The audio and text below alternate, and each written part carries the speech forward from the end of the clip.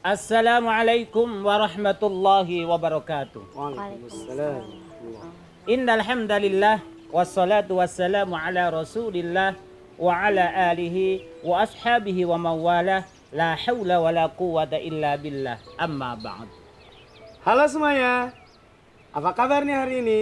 Mudah-mudahan selalu sehat dan tetap dalam lindungan Allah Subhanahu wa Ta'ala. Amin, amin ya rabbal alamin. Bertemu kembali nih di video kita kali ini, dan tentunya bersama kita yaitu guru PAI dari SMP 19 Darul Jannah, yaitu ada Ustadz Warbani. Sehat Ustadz Warbani? Alhamdulillah sehat. Dan juga ada saya yaitu Muhammad Afif Akram.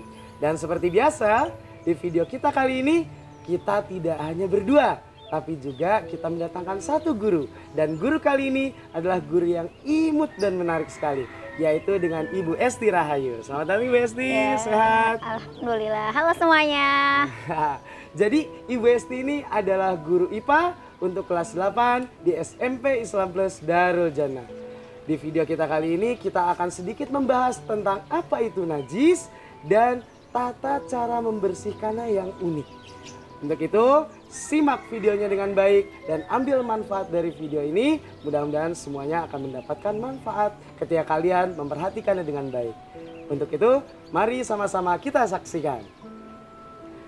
Nah, jadi najis itu menurut bahasa artinya itu adalah kotoran.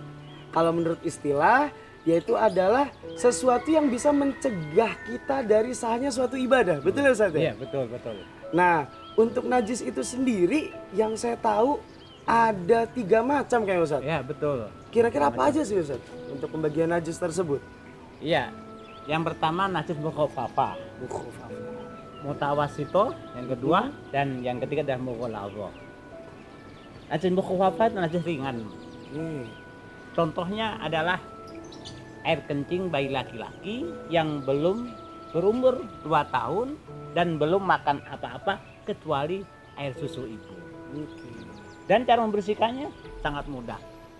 Lebih baiklah itu dihilangkan dulu najisnya, baru dipercikan dengan air. Oh, jadi walaupun enggak ngalir airnya itu. Kemudian najis mutawasito, najis sedang. Ini banyak contohnya, Pak. Banyak contohnya. Di antaranya adalah darah, nanah, kotoran hewan, kotoran manusia, dan air kencing bayi perempuan. Wah, Nah, ini betul. Walaupun belum umur 2 tahun dan belum makan apa-apa, tapi ini beda dengan najis bayi laki-laki yang belum berumur 2 tahun dan belum makan apa kecuali ASI. Oke. Ini Ustaz, ini ada unik Ustaz. Barusan Ustaz menjelaskan kalau yang mukhafafah itu adalah najis yang ringan. Ada di situ salah satunya air kencing bayi laki-laki. Betul. Yang belum memakan apapun kecuali ASI. Kalau untuk mutawasito itu juga ada bayi tapi perempuan. Iya. Padahal sama-sama bayi nih Ustaz. Sama-sama masih bayi. Tapi najisnya itu air kencingnya beda. Beda tingkatannya. Wah, penasaran dong teman-teman, kok bisa seperti itu? Dan alhamdulillah kita mendatangkan Ibu Esti ini. Wah, beruntung banget nih Bu Esti. Jadi kita nih memang ada pertanyaan seperti itu Bu Esti. Kenapa sih air kencing dari bayi laki-laki dan perempuan itu beda? Najisnya pun beda, padahal masih sama-sama bayi. Itu kenapa memang? Baik, izin menjelaskan ya Pak Ustadz Afif dan juga Pak Ustadz Warbani. Jadi kalau di dalam IPA gitu ya, urin itu salah satu komposisinya adalah amonia ya. Nah, dalam bayi perempuan nih, urin perempuan, amonia ini dia ikatannya itu lebih mudah untuk terlepas. Nah, mudah lepasnya ikatan amonia ini itu lebih mempermudah dia untuk mengikat mikrobakterial yang ada di sekelilingnya, seperti itu. Jadi kemampuan untuk mengikat mikrobakteri pada urin perempuan itu jauh lebih mudah dibandingkan pada urin laki-laki, karena ikatan pada ikatan amonia pada urin laki-laki itu dia lebih sukar untuk lepas, seperti itu. Kemudian karena dia mudah lepas juga nih, urin pada bayi perempuan ini dia lebih sukar larut dalam air, sedangkan pada bayi laki-laki karena dia ikatannya kuat dia lebih mudah larut dalam air, karena kan salah satu unsurnya itu adalah hidrogen ya, dimana salah satu unsur air itu juga H2O kan hidrogen juga seperti itu. Nah kemudian ada penelitian lain juga nih yang memperkuat penelitian tersebut, yakni pada urin bayi perempuan itu prosentase jumlah mikrobakteri yang ada pada urin itu dia lebih tinggi sejak awal-awal kehidupannya seperti itu dibandingkan dengan Luar biasa. urin pada bayi laki-laki gitu. Jadi terlepas dari usia maupun apa saja yang sudah dia makan, memang dari awal kehidupannya urin bayi perempuan itu dia prosentase mikrobakterinya itu lebih tinggi seperti itu. Dari awal, Pak. Dan memang kodratnya Ustaz ya. Kodratnya, Ya, kodratnya. seperti itu. Nah, ada lagi penelitian yang menunjukkan bahwa kandungan urea juga nih yang ada di urin perempuan itu juga lebih tinggi dibandingkan pada urin laki-laki. Nah, jadi perbedaan-perbedaan itulah yang membedakan juga bagaimana cara membersihkannya ya. Kalau tadi karena urin perempuan itu dia lebih mudah mengikat mikrobakteri, maka dia dibersihkannya itu harus dengan siram dengan air mengalir gitu ya. Tapi kalau pada laki-laki karena dia lebih sedikit mikrobakteri yang diserap, maka cukup dipercikan. Nah, terus tadi kan juga yang laki-laki itu kan dia lebih larut dalam air ya. Jadi cukup dipercikan saja sudah sudah cepat bersih seperti itu Luar biasa, kira-kira. Pak, ya. Benar. Ini ilmu baru juga nih Ustaz nih. Baru, ya. Karena memang itu selalu menjadi pertanyaan kita ya di Vicky. Dan memang ternyata Vicky ini juga berhubungan dengan sains ya. Dan memang kalau di penjelasan Ibu Esti tadi, bahwasanya memang asalnya kodratnya memang sudah berbeda dari awalnya urin untuk bayi perempuan. Makanya najisnya menjadi mutawasito. Jadi lebih lebih mudah bercampur dengan mikrobakteri. Iya, Luar betul. biasa. Sama ini Ustaz, tadi Ustaz sudah mukhafafah, mutawasito, satu lagi tuh Ustaz. Iya. Apa itu Ustaz? Mughallazah Bapak dan Mughallazah. sekalian. Mughallazah itu najis berat. Contoh adalah air liur anjing, Bapak. Dan cara membersihkannya juga unik istilahnya. Enggak begitu aja disiram. Nggak hanya pakai air, Bro. Iya, disiram otomatis kan 7 kali dan salah satunya harus dicampur dengan tanah. Salah satunya harus dicampur Iya, dengan tanah. boleh. Awal atau akhir, memang ada pendapat, lebih bagus awal. Itu udah pakai tanah, campur dengan tanah. Itu Masya Allah luar biasa. Dan kita kan bingung pula, kok pakai tanah sih itu, lah Ustaz. itu, Pak. Itu baru mau saya tanyakan. Iya. Kenapa ketika air liur anjing itu jadi najis mughaladzah dan itu cara membersihkan harus memakai tanah.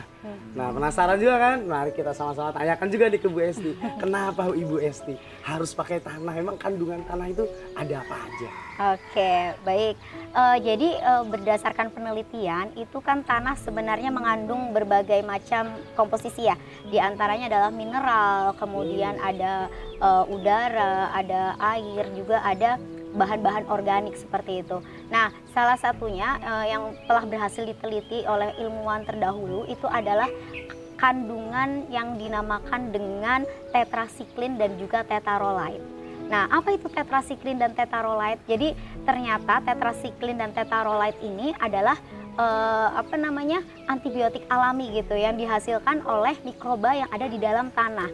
Kalau misalnya di dalam kehidupan kita itu sebenarnya juga ada ya antibiotik tetrasiklin seperti itu, tetapi itu buatan gitu ya, misalnya di peternakan ataupun misalnya buat obat jerawat itu juga sebenarnya ada.